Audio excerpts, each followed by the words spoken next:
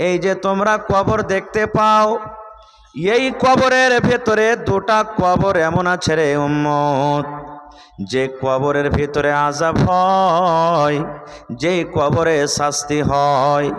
কবরের ভিতরে শাস্তি হয়, আর কবরে যখন শাস্তি হয় মানুষ এবং জিন জানতে পারে না, কিন্তু মানুষ এবং জিন ছাড়া আল্লাহর যত মাখলুক জীবজন্তু আছে, পাখালি আছে, এরা জানতে পারে কি কবরের ভিতরে আযাব হয়। পাখালি জীবজন্তু জানতে পারে, মানুষ জানে না।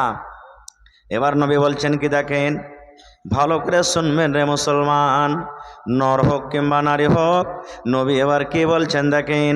এই কবরের মধ্যে যে আযাব হয়, ওরে আল্লাহ, এত হাওমাও হাওমা করে তারা কবরের ভিতরে পড়ে চিৎকার করছে। আমি যদি নবী আল্লাহকে বলি, রব্বুল আলামিন, এই কবরের ভিতরে যা আযাব হয়, কেমন করে আযাব হয়, আল্লাহ আমার সাথে আমার সাহাবীরা আছে, তুমি এদেরকে আযাবটা দেখিয়ে দাও, শুনিয়ে দাও। আল্লাহকে যদি বলি, তোমরা আযাবটা শুনতে পাবে, দেখতে পাবে। কিন্তু নবী বলছেন, সাহাবীরে, আমি এই দোয়া আল্লাহর দরবারে করব না রে বাবা, এই জন্য করব না, যদি তোমরা জানতে পারো এই লোকগুলাকে কিভাবে কবরের ভিতরে আযাব হয়, তোমরা যদি জানে লাও, তোমরা যদি দেখে লাও, তোমাদের ভিতরে এমন ডর হবে, ভয় হবে, মরার পর তোমরা ডরের কারণে মানুষকে তোমরা দফন করবে না। এই জন্য আমি তোমাদেরকে শোনাবো না। এবার নবীজি সাহাবীদেরকে বলছেন, সাহাবীরে, এই কবর দুটাতে যে আযাব হয়, কি কারণে তোমরা কি জানো, কি কারণে আযাব হয়? জীবনে এরা কোন গুনাহ করেছিল, কোন গুনার কারণে এরা কে আযাব হয়, তোমরা কি জানো? সাহাবায়ে কেরাম বলছেন, ইয়া রাসূলুল্লাহ, আমরা জানি না নবী গো, এরাকে কবরের ভিতরে কিভাবে আযাব হয়, কোন গুনার কারণে আযাব হয়, জীবনে কোন এমন গুনাহ করেছিল, জীবনে কোন এমন পাপ করেছিল, সে পাপের কারণে তাদেরকে কবরের ভিতরে আযাব হয়। নবী আমার বললেন, সাহাবীরে, চুরি করার কারণে এরাকে কবরে আযাব হয় না, জিনা ব্যভিচার করার কারণে আযাব হয় না, মার্ডার করার কারণে আযাব হয় না, নামাজ ছাড়ার কারণে আযাব হয় না, দান না করার কারণে আযাব হয় না, যাকাত না দেওয়ার কারণে আযাব হয় না, হজ না করার কারণে আযাব হয় না। বলছেন, ইয়া রাসূলুল্লাহ, তাহলে কেন আযাব হয়, কোন গুনার কারণে আযাব হয় নবী গো বলেন? নবী আমার বললেন, সাহাবীরে, এরা জীবনে দুটা করে বেশি পাপ করত, দুটা করে গুনাহ করত, এরা যদি ইচ্ছা করলে গুনাহ থেকে বাঁচতে পারত। পাপ দুটা বড় গুনাহ, ওই গুনাহ দুটা বড় গুনাহ, গুনাহ বড় গুনাহ, কিন্তু বাঁচা থেকে সহজ ছিল, ইচ্ছা করতে গেলে এরা বাঁচতে পারত, কিন্তু এরা ছোট গুনাহ মনে করে বাঁচতে পারেনি, যার কারণে আল্লাহ রাব্বুল আলামিন তারাকে কবরের ভিতরে শাস্তি দেয়। নারে তাকবীর। কি গুনাহ? এক নম্বর নবী বললেন, দুজনের মধ্যে একজন পেশাব করত, কিন্তু পেশাবের ছিটা থেকে বাঁচত না। কত ভাই আছে, দেখবেন দিল্লি পাটনা যাইবেন, মাঝে মাঝে বস রুকে রাতের বেলাতে পেশাব পায়খানা করার জন্য, কত ভাইকে দেখবেন নেমে গেছে, নল সেট করে দিয়েছে, পেশাব করছে, খাড়িয়া খাড়িয়া ফুল প্যানের চেন খুলে দিয়ে খাড়িয়া পেশাব করছে, বাঁ হাতে বেড়ি টানছার খুঁজে, কত দূরে আইনবে, এটা কোন জায়গা? বাঁ হাতে। নবী আমার বলেছেন, পেশাব করতে বসে তোমাকে যদি কেউ সালাম দেয়, সালামের তুমি জবাব দিও না। তুমি পেশাবে বসে আছো, রাস্তা দিয়ে কোনো লোক চলে যায়, তোমাকে যদি বলে আসসালামু আলাইকুম, বসে বসে নবী বলেছেন তুমি ওয়ালাইকুম সালাম বলিও না, যতক্ষণ পর্যন্ত তুমি ফারিগ না হয়ে যাইবে। এবার আমি ওই নওজওয়ানকে বলবো, আমি ওই যুবককে বলবো, আরে যুবক, যদি পেশাবের হালাতে কেউ দিয়ে দেয়। আর যদি নবী তার জবাব দিতে মানা করে থাকে, তাহলে আপনি পেশাব দাঁড়িয়ে দাঁড়িয়ে করছেন, বাম হাতে আপনি বিড়ি টানছেন আর বলছেন কত দূরাই নুরে ভাই, এই কথা বলা কেমন করে হালাল হয়ে গেল? নবী আমার এক নম্বরে বলেছেন এই পেশাব করত, পেশাবের ছিটে থেকে বাঁচত না। এবার আপনি বলেন পেশাবের ছিটে থেকে না বাঁচার কারণে যদি কবরে আযাব হয়, এরে আমার নওজওয়ান যুবক, আপনি পেশাব করছেন আর পেশাব করার পর পানি আপনি এলেন না, তাহলে কিয়ামতের দিন কবরে আপনার কি আঞ্জাব হইতে পারে বুঝা দেন। 2 নম্বর নবী বলেছেন এই কবরের ভিতরে আযাব হয় এই লোকটা বেশি বেশি করে গীবত করত, এক বেশি বেশি করে চুগলখড়ি করত, একটা মাওলানার গীবত করত, একটা হাজি সাহেবের গীবত করত, মাদ্রাসার সেক্রেটারির গীবত করত, একটা নমাজের গীবত করত, একটা মৌলভী সাহেবের গীবত করত। এরকম ভাবে লোকের গীবত করত, ইজ্জতকে মার্ডার করে দিত।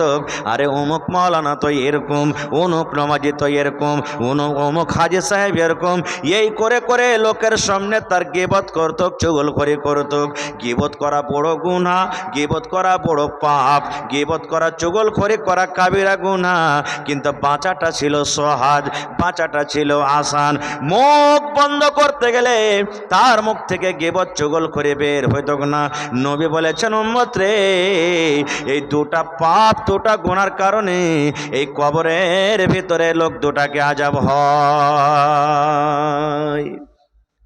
আমি বলছিলাম জালসা শুনতে গেছে, মৌলানা ওয়াজ করেছেন যে দেখেন ভাই পেশাব করবেন তো পানি লিয়া, পানি না থাকলে ঢাল লিয়া করতে হবে। ই খ্যাপা বাড়ি গেছে, বাড়ি গেছে আর বাড়ি যে সিমেন্টের বোরার আধ বোরা বালি লিয়েছে আর লিয়ে ঘাটে ডুয়েলে বেড়েছে। তারপর দিন তখন 2 দিন 3 দিন পর ফের ওর দোষ কয়েছে যে সোলেমান জালসা শুনতে যাবি না রে? কোথায় আজ কোনটা জালসা? কোথায় ডোমরা মাদ্রাসায় জালসা, চল। বুঝি একদিন জালসা শুনতে যাই আর করে পিঠে বালি ধরিয়ে দিয়েছিস, আর আজ ফের কোন পাহাড় চাপাবি? আমি যাব না জালসা শুনতে। ওই যে কেমন কথা? ওই যে মৌলানা সেদিন ওয়াজ করেছে যে পেশাব করতে বেশে পানি লিও, পানি না পাইলে ঢাল ইস্তেমাল করিও। তো ঢাল কোনটা ডুহে লিয়ে বেড়াবো? তার লেগে বোরাতে বালি লিয়ে বেড়াচ্ছি, ঢাল লিয়ে বেড়াচ্ছি, যখন দরকার হবে তখন এটাকে ইস্তেমাল করবো। এরকম উল্টা পাল্টা বুঝলে ওয়াজ শোনা হবে যে ভাই, হবে না। ভাই মুসলমান, আজকে মাদ্রাসা, মাদ্রাসা হলো মুসলমানের মান শান ইজ্জত, হলো মুসলমানের ঈমান। আজকে যে আপনি এসেছেন, আজকে আপনার সামনে আমি দুটা কথা বলছি। আমি একটা মাদ্রাসার প্রোডাক্ট, মাদ্রাসার পড়া। মাদ্রাসাতে যদি আমি না পড়তাম, আমার ক্ষমতা ছিল আপনার সামনে কিছু বলার? ক্ষমতা ছিল না। মাদ্রাসা যদি না থাকে, বাপ মরলে যেমন বাচ্চা ইয়াতিম হয়ে যায়, দিন থেকে শরীয়ত থেকে আমি আপনি ইয়াতিম হয়ে যাব। নবী কি জিনিস, আল্লাহ কি জিনিস, কিচ্ছু বুঝবো না। জানেন সুবহানাল্লাহ, নবীর জামানাতে নবীজি একদিন বসে আছেন, নবী আমার বসে আছেন, নবী মুহাম্মদ সাল্লাল্লাহু আলাইহি সাল্লাম আর নবীর স্ত্রী মা আয়েশা রাদিয়াল্লাহু তাআলা আনহা বসে আছেন। এই মায়েরা, ভাইয়েরা, আপনারাকে বলছি, মেলায় লোক বলবে বেটিটাকে ফের পড়িয়ে কি হবে রে? এরাকে পড়িয়ে লেখিয়ে ওই লোকের বাড়িতে খালি গোবর আর ছাই তোলাই হবে, এরাকে পড়াইতে হবে না। না, পড়ালেখা কি জিনিস দেখেন। নবী বসে আছেন আর নবীর পাঞ্জরে নবীর বিবি বসে আছেন, আর ইয়াহুদির এক টিম, এক ইয়াহুদির জামাত নবীর কাছে চলে এসছেন, এসে সালাম দিছে। আমি যখন স্টেজে বসনো, আপনাকে সালাম দেন না? আসসালামু আলাইকুম দেন না? দেন না? সালাম দেওয়া কত নাকি? এর একটা হাদিস শুনেন। নবী আমার একদিন মজলিসে বসে আছেন, আপনারা যেমন বসে আছেন ওয়াজ শুনছেন, একটা সাহাবী এসে বলছেন আসসালামু আলাইকুম, শুধু আসসালামু আলাইকুম বলে দিলেন। এবার বসে গেলেন, নবী বললেন আসসালামু আলাইকুম বললেন, এর নেকি হলো 10টা নেকি, লোকটা 10টা নেকি পেয়ে গেল। ভালো করে শুনবেন, আসসালামু আলাইকুম এ কথা বলে সাহাবী বসে গেলেন। নবী বললেন ওয়ালাইকুম আসসালাম, 10টা নেকি পেয়ে গেল। আর একটা সাহাবী এসে বলছেন আসসালামু আলাইকুম ওয়া রাহমাতুল্লাহ, ওয়া রাহমাতুল্লাহ বাড়িয়ে দিলে নবী বলছেন 20টা নেকি পেয়ে গেল। আবার আরেকটা সাহাবী এসে বলছেন আসসালামু আলাইকুম ওয়া রাহমাতুল্লাহি ওয়া বারাকাতুহু, এই কথা বলে বসে গেলেন। নবী বললেন সেই 30টা নেকি পেয়ে গেল। সালামটা কত বড় দুয়াজি ভাই, বিনা টাকাতে 30টা নেকি পেলেন। আর আপনি দিল্লি পাঞ্জাবে থাকবেন, বাত করবেন কে রে গুইধার মা, মানে গুইধার মা আর গুধির মা কে শুরু করে দিচ্ছেন আপনি। মা খালারাও বলবে কেজি বুধারবা সালাম মুখে নাই, দুয়াটা হলো সালাম। সালাম দেন। স্ত্রী হলো তো কি হলো, আপনি হাট থেকে এলেন, বাজার থেকে এলেন, চক থেকে এলেন, বাড়িতে সান দেবেন, সালাম দেবেন, আসসালামু আলাইকুম, আসসালামু আলাইকুম বলবেন। কত মা খালা ফের এমন আছে যে শরীয়ত বুঝে না, দিন বুঝে না, তো উল্টা পাল্টে কথা বলে মিনসাকে দেখলে সালাম দিছে দেখে হ্যাঁ একে হাসবে। হ্যাঁ সুবহানাল্লাহ। আর কত ভাই এমন আছেন যে স্ত্রীর মোহাব্বত ভালোবাসা পেয়ার বুঝবে না খুব। আল্লাহ, একটা হুঁচলা বেটা ছেলে ছিল ভাই, এই জালসা শুনতে এসেছে, আর জালসা শুনে মৌলানারা ওয়াজ করেছেন যে তোমার স্ত্রীর মাঝে মাঝে তারিফ করিও, স্ত্রীর মাঝে মাঝে তারিফ করিও। যখন তোমার সামনে তরকারি দিবে তো বলিও আজ হালেমার মারে তরকারি খুব সুন্দর বনেছে, ভাত খুব সুন্দর বনেছে, আজ খিচড়ি যে বানাচ্ছে খুব ভালো, মানে মাঝে মাঝে তারিফ করিও। তাহলে স্ত্রীর মনটা কি হবে, খুব ভালো লাগবে, বড় হবে যে আমার স্বামী আমার খানার তারিফ করছে। এই জালসা শুনে বাড়ি গেছে, ভোরবেলাতে খাইতে দিয়েছে, আর রাতকের জালসা মনে আছে আর যে মৌলানা ওয়াজ করেছে যে স্ত্রী খাইতে দিতে গেলে একটু মাঝে মাঝে তারিফ করিও খানার। ই কয়েছে কোনোদিন তো হার স্ত্রীর আমি তারিফ করিনি, আজ হার স্ত্রীর মনকে একবারে বড় করে দেবো। খাইতে বসে বসে তখন কইছে আজ তরকারি কত মিঠা করে বানালছিস রে, হইল একটা। ফের যখন কয়েছে আর একটা তরকারি দিয়েছে, বাপরে আজ তরকারি এতই ভালো লাগছে মনে হয় খোরার খোরা খেয়ে চলে যাই। বাড়তে ঘরের ভিতরে একটা ব্যালন ছিল ভাই, ব্যালন বুঝেন, উটি পাকা ব্যালন, কাঠের ব্যালন, ব্যালনটা নিয়ে সরকার আর পুরুষের মাথাতে একটি ব্যালন দিয়েছে। ব্যালন দেওয়া পর তখন বলছে হ্যাঁ রে তুই মারলি কেনে, কইছে মুখ পড়া মিনসা কাহাকার, প্রত্যেক দিন আমি নিজের হাতে খানা বানিয়ে খাওয়ানো, একদিনে তারিফ করলে না, আজ পরের বাড়ি থেকে একটু সালন চায় খাওয়ালছি তো কি তুমি তারিফ করতে শুরু করে দিয়েছো। হ্যাঁ, তো এই তো মোহাব্বত আর ভালোবাসা আমাদের, সুবহানাল্লাহ। তো নবী আমার বসে আছেন, মা আয়েশা রাদিয়াল্লাহু তাআলা আনহা বসে আছেন, আর ইহুদির একটা টিম নবীকে সালাম দিচ্ছেন, আসসালামু আলাইকুম, কি দিচ্ছেন, আসসালামু আলাইকুম। ইয়ার মানে হলো আল্লাহর সালামতি তোমার উপরে হোক, আল্লাহর রহমত তোমার উপরে হোক, আল্লাহর দয়া তোমার হোক হোক, আসসালামু আলাইকুম।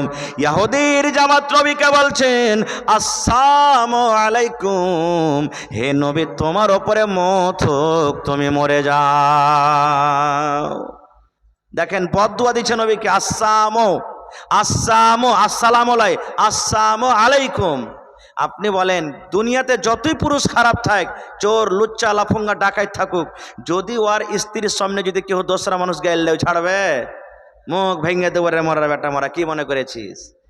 হায়রে নবীর স্ত্রীকে দেখেন, নবীকে যখন ইহুদের টিম এসে বলছেন আসসালামু আলাইকুম, মায়েশা আরবি পড়া মানুষ বুঝাইলেন আল্লাহ রে আমার স্বামীকে গাইল দিয়ে দিলে, আমার স্বামীকে বদদুয়া দিলে। এবার মায়েশা বলছেন ওয়ালাইকুম আসসালাম আল্লানা, এই ইহুদিরা রে আমার নবী তো তোরাকে কোনো খারাপ ভাষাতে গাল দেয়নি রে, আমার নবী তোরাকে কোনো কথা বলেনি, আমার নবী তোরাকে কোনো বদদুয়া দেয়নি, আমার নবী এরকম কোনো ভাষা বলেনি যে তোরাকে খারাপ লেগেছে। আমার নবীকে কেনে তোরা গায়েল দিলি, কেনে বদদুয়া দিলি, কেনে বদদুয়া দিলি। মায়েশা তখন উত্তর দেয়া বলছেন ওয়ালাইকুম আসসালাম আল্লানা, এই ইহুদিরা রে আমার নবীর ওপরে কেন মত আসবে, তোরকে পরে মত আসুক, তোরাই মরে যা, আল্লাহর লানত তোরকে পরে বর্ষিত হোক। এবার আপনাকে বলি, আরও কথা মাঝখানে আছে, আমি ওদিকে যাব না, আমি পয়েন্ট যেটা আপনাদের সামনে বলছি, মায়েশা যদি পড়ালেখা না হইতেন এরকমভাবে ইহুদিরাকে জবাব দিতে পারতক ভাই, জোরে বলেন পারতক, ইহুদিরাকে জবাব দিতে পারতক না। তাহলে বেড়ি ছেলেরা পড়ালেখার দরকার আছে নাকি। আর একটু আগে চলেন, আজকে পড়ালেখা না থাকার কারণে স্বামী স্ত্রীর মধ্যে মিল মহব্বত ভালোবাসা নেই, আছে না নেই ভাই। নিজের চোখে দেখা বলছি, এই 2022 সাল থেকে নিয়ে এই 25 সাল চলছে এখন, এই 3-4 বছরকার মধ্যে তালাক যে হয়েছে রে ভাই, আপনাকে দেখে কেমন আছে না আছে, ওরে আল্লাহ, শের সাবাজিতে কোনো এমন গান নাই যে মাসে 1-2টা করে তালাক হয়নি, হয়েছে না। তালাকটা কেনে হয়েছে জানেন, 2টা কারণ। 1 নম্বর কারণ, বাচ্চা ছোট হয়ে আছে, টাকা বেশি পাওয়ার কারণে কষা দিয়ে দুধ চুইছে, বিয়ে দিয়ে দিলে। এই বাড়িঘাট চকে, এই চকে ওই চকে জমিন বিক্রি হয়েছে, 5 লাখ টাকার দরকার আছে, 3 লাখ আছে, 2 লাখ টাকা কোনটা পাবি, দিয়ে দেবি, হ্যাঁ হয়ে যাবে কোনো রকম কাম। কিন্তু ও জানে না, বাপ ওকে শিখাই না যে কেমন ভাবে স্ত্রীকে নিয়ে চলতে হবে। এখানে বাপের কমি আছে, এখানে বাপ জানে না, খুব বেটিও জানে না। ছোট বয়স, হিন্দুস্তানের আইন, হিন্দুস্তানের যেটা নিয়ম আছে, 21 বছরকার আগে আপনি বিয়ে করতে পারবেন না। জানছেন এটা কানুন? জানছেন না জানেন না?